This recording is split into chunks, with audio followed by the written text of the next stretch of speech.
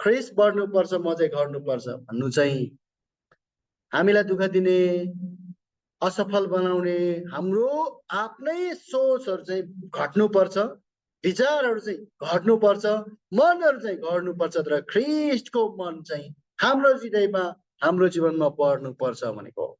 यसकारण फिलिपी 2:5 के भन्छ भन्दाखेरि तिमीहरूमा यस्तो मन होस् जो ख्रिस्ट येशूमा पनि थिए भन्छ।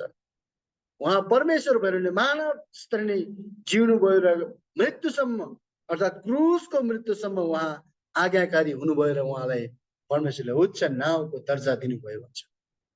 चित्रमा हामी हेर्न सक्छौँ हाम्रा गलत सोचहरू चाहिँ तल जाओस् तर परमेश्वरले दिनुभएको असल मनहरू चाहिँ माथि जाओस्।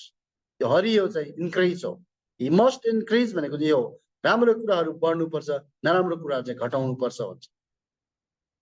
हामीभित्र म भन्ने शब्दभित्र चाहिँ घमण्ड, घमण्डी सोच, शिक्षाको घमण्ड, धनको घमण्ड, ब्युटीको घमण्ड, सुन्दरताको घमण्डहरूले गर्दा परमेश्वरलाई रिजेक्ट गर्ने धेरै सोचहरू हुनु भएको कारणले गर्दाखेरि त्यस्तो खराब सोचहरू चाहिँ ममा घटियोस्, तर येशू प्रभु तपाईँ परमेश्वरले दिनुभएको विश्वास चाहिँ बढ्दै जाओस् भन्नु हो।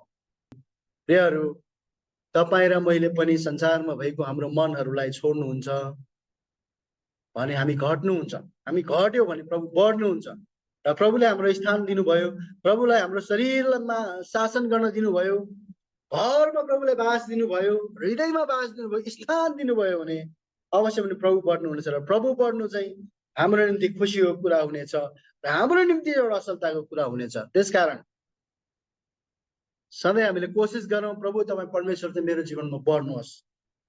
मेरो नराम्रो सोचहरू चाहिँ प्रभु तपाईँले घटाउँ, म घट्न चाहन्छु, नराम्रो सोच म घट्न चाहन्छु, तर तपाईँ परमेश्वरको स्वरूप चाहिँ म बढ्न चाहन्छु र म सधैँ तपाईँलाई महिमा गर्न चाहन्छु भन्ने सोच राख्नुपर्छ भन्ने कुराको सन्देश राख्दै परमेश्वरले आजको वचनबाट यहाँ सबैजनालाई प्रशस्त मात्रामा आशिष दिउन्। जय मसीह। अनि बाँकी समय चाहिँ सञ्चालन गर्ने हाम्रो सिस्टरलाई दिन्छु।